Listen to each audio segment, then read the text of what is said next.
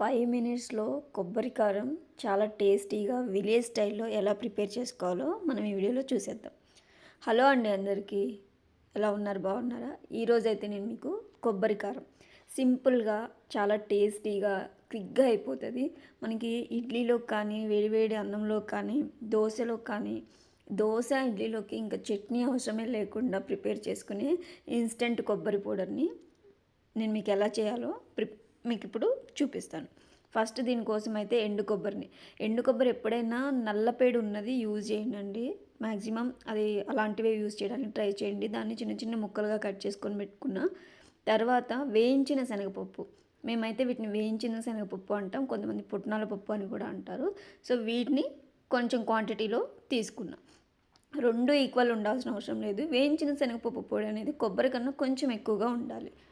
So వీటినన్నింటినీ ఇట్లా ready చేసి పెట్టుకున్న తర్వాత దీనిలోకి కరివేపాకు, జీలకర్ర, రెడ్ చిల్లీ పౌడర్, మీరు ఎండుమిర్చి వేసుకుంటే వేసుకోండి, లేదు అంటే ఎక్కువ ప్రిఫరెన్స్ కారానికి ఇవ్వండి. తర్వాత మెయిన్ ఇంగ్రీడియంట్ వెల్లుల్లి.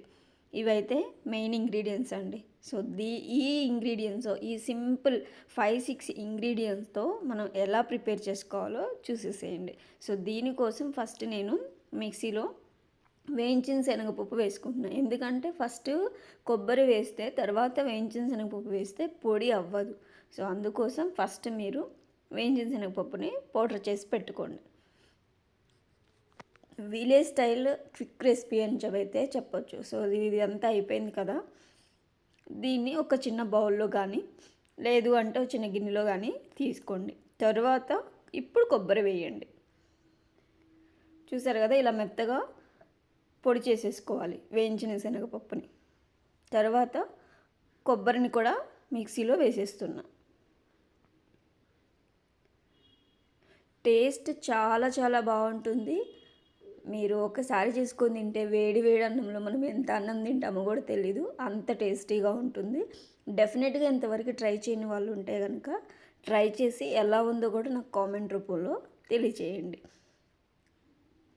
మీ సైడ్ ఈ కొబ్బరి కారాన్ని మీరేమంటారో కూడా తెలియచేయండి.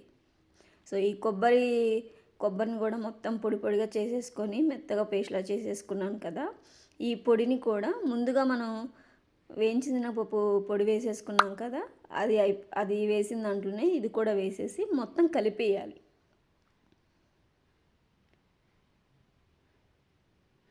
ఇప్పుడు ఈ రెండింటిని కంప్లీట్గా కలిపేసేసేయండి వీడియోలో చూపిస్తున్న విధంగా. మనకి ఇది ఎన్ని రోజులైనా నిల్వ ఉంటుందండి.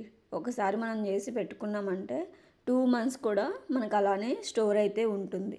మనకి ఎప్పుడన్నా హడావుడిగా వెళ్ళిపోవాలి, మెయిన్ ఆఫీస్కి అలా వెళ్ళిపోవాలి, తొందరగా టైం లేదు, మార్నింగ్ బ్రేక్ఫాస్ట్ చేయడానికి చట్నీ చేసే అంత టైం లేదు అన్నప్పుడు ఇది మనకి చాలా చాలా యూజ్ అవుతుంది. సో వేసుకున్న తర్వాత రెండింటిని కలిపాను కదా, కలిపిన దాన్ని ఇప్పుడు కొంచెం పౌడర్ని మళ్ళీ మిక్సీ జార్లోకి కొంచెం తీసుకోండి. కొబ్బరి ఇంకా వేయించిన శనగపప్పు పొడిని రెండింటిని కలిపిన దాన్ని కొంచెం తీసుకొని ఇప్పుడు దీనిలోకి కరివేపాకు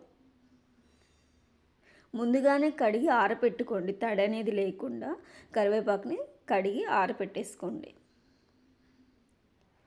అలానే చిన్నులపాయలు, సరిపడినన్ని చిన్నులపాయలు వేసుకొని నేనైతే ఒక 6 అలా వరకు వేశాను.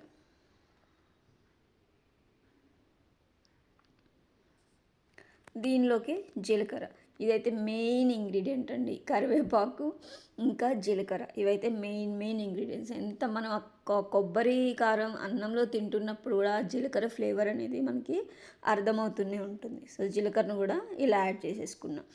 దీనిలోనే నేను ఉప్పును కూడా యాడ్ చేయొచ్చు, కానీ నేను యాడ్ చేయను. ఎందుకంటే మనం మొత్తం మిక్సీ వేసినప్పుడు ముద్దగా అయిపోతుంది. మామూలుగానే ఇదంతా చిన్నులపాయలు అంతా గ్రైండ్ అయిపోయి ముద్దగా అయిపోతుంది. ఎందుకని చెప్పేసి నేను దీనిలో యాడ్ చేయట్లేదు, తర్వాత కలుపుతాను. ఓన్లీ చిల్లీ పౌడర్ ఉంది కదా మనకి కారం, ఈ కారాన్ని కొంచెం యాడ్ చేసుకుంటున్నా. మనం తర్వాత అయినా కూడా టేస్ట్ చూసేసి మళ్ళీ యాడ్ చేసేసుకోవచ్చు, అందులో ఇబ్బంది ఏమీ లేదు. ఇప్పుడు దీన్ని కూడా మిక్సీ పట్టేసేసి ఇలా ముద్దలాగా వస్తుంది. ఎందుకంటే చిన్నులపాయలు బాగా మెదిగిపోతాయి కదా, అందుకని ముద్దలాగా వస్తుంది. ఇప్పుడు దాన్ని అంతా తీసి ఇక్కడ మనం ముందుగా కొబ్బరి ఇంకా వేయించిన శనగపప్పు పౌడర్ని కలిపి పెట్టుకున్నాం కదా, ఈ కారాన్ని అంతటిని కూడా ఈ బౌల్లోకి వేసేసుకోండి. వేసుకున్న తర్వాత దీనిలో కొంచెం కూడా ముద్దలు అనేవి లేకుండా మొత్తం కలిపేసేయండి.